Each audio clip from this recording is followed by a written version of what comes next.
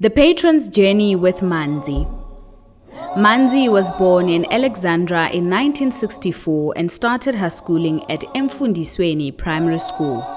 The patron, Paul Mashatile, and Manzi met for the first time in 1980 when they were both students at Alexandra High School, previously known as Roman Catholic School. The patron finished high school in 1982 and at that time was actively involved in the struggle for better education. He then joined the Congress of South African Students and later the Alexandra Youth Congress. Owing to the active involvement in the struggle, he ended up in detention from 1985 to 1989. The patron and Manzi met again in 1989 when he was released from prison. They started living together but only got married on the 4th of September in 1994. Although they have lived together for 31 years, the patron has now known Manzi for 40 years. Among the trustees here today, there are very few who can claim to knowing her better than the patron himself, except of course for our Queen Balisa Litabiso. Manzi was full of love, supportive and caring. She always called him Mohato. The day she calls him Paul, he knew that something was definitely wrong. She was a woman of integrity, more than the word itself. The patron is quoted saying, "I don't think Manzi knew how to lie." Integrity par excellence. Manzi as a mother. A good mother indeed, not just to Palisa and Tabiso, but to all the children around her. Neba, the son-in-law, Tinyiko, Mpho, Mpumi, Tsepo, Neo, Binkana, Popo, and many of their siblings' children, most of them had the opportunity to live with the patron and Manzi. They were taught how to clean their rooms, clean the house, and make sure everything is in order. All the children who lived with them were also taught how to cook properly. Manzi was the best cook the patron had ever met. Those of you who have had the opportunity to have a meal at their home will testify to what he is talking about. Manzi was very supportive to the children and their schooling. Most of their siblings' children were taken care of by her. She would pay school fees, buy school uniform, check reports, attend parents' meetings, and make sure that all of them have all other necessities to be successful. In this room, we have Palesa, who has completed her master's degree in entrepreneurship from Wits Business School, and Tabiso, who has also successfully completed his BCom in accounting at the University of Cape Town. The patron's son, Tinyiko, also received a lot of support when him and Tabiso were at the University of Cape Town, where he studied for Bachelor of Social Science, majoring in philosophy and mathematics, and he is left with 2 half courses to complete his studies. Mpumi has completed her Bachelor of Commerce, Politics, Philosophy and Economics at Wits University, Bachelor of Economic Science Honours at Wits University. She is currently writing actuarial board exams with the Institute and Faculty of Actuaries in the UK. Popo has completed his medical studies in Cuba after 6 years and doing his final courses at Wits University and will complete his studies next year.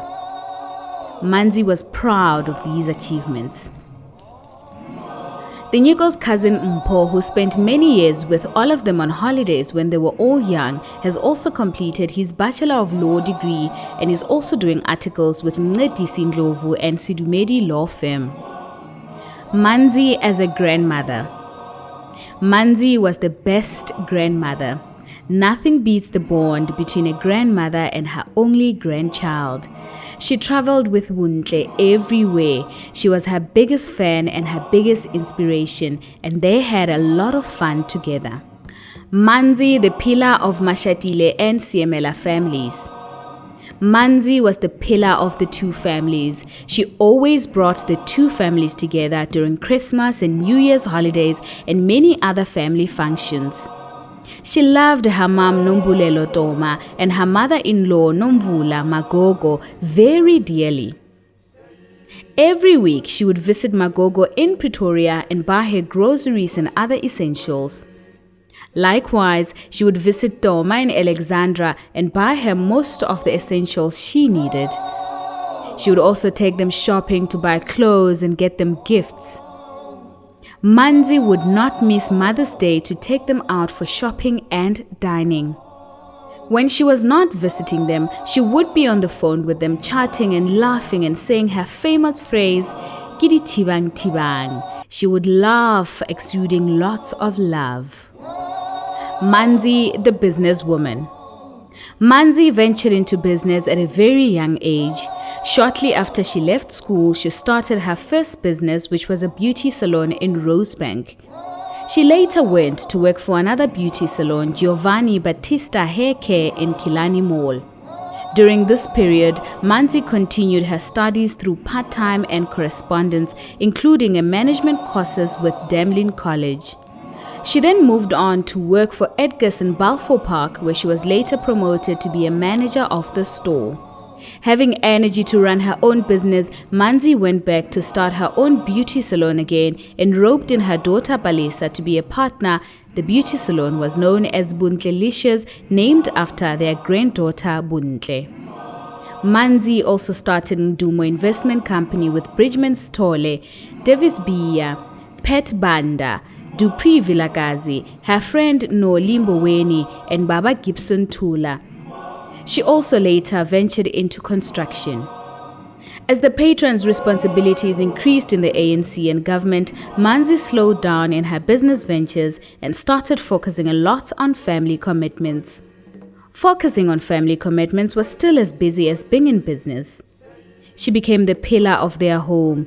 She attended to everything that needed attention, bought everything that needed to be bought, and was also an interior designer for their home. Today, Thabiso and the patron sometimes struggle, especially when they want specific things in the house.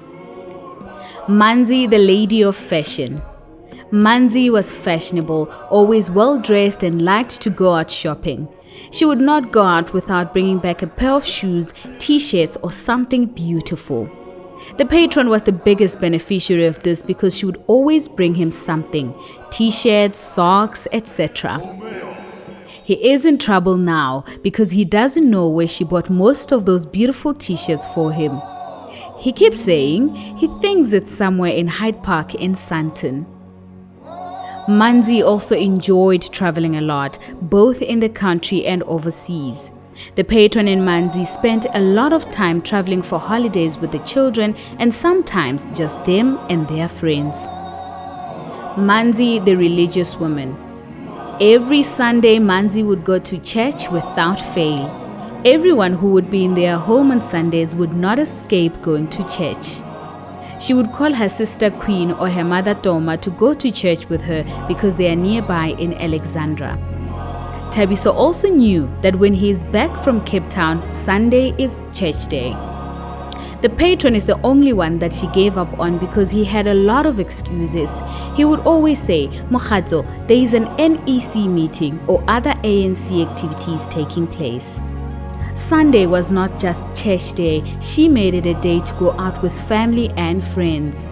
Every Sunday after church, she took everyone with her to lunch in Sandton or Monte Casino and they would dine till late in the afternoon. Going to church became part of a lovely family outing. Manzi would always bring the patron something from the restaurant when they get back home. Sometimes she would call him to inquire whether he would like a steak, oxtail or seafood. Although he was not a regular churchgoer, he did benefit a lot from the lovely Sunday outings. In conclusion, we quote the patron saying, "I am very excited today that I will be working with all of you to honor this incredible woman and make her live forever in our hearts and memories." There is a Chinese saying that a journey of 1,000 miles begins with the first step. Today is our first step of our journey of 1,000 miles. As we establish this Manzi Mashatile Foundation, not only will we honor her, but we will continue her legacy of caring, loving, and giving to those in need. As we begin this journey, we will be seeking to improve the lives of many who are less privileged. We will empower young men and women who are desperately seeking access to education and make some contribution to improve the lives of the people in the townships and rural areas, especially elderly women from poor households.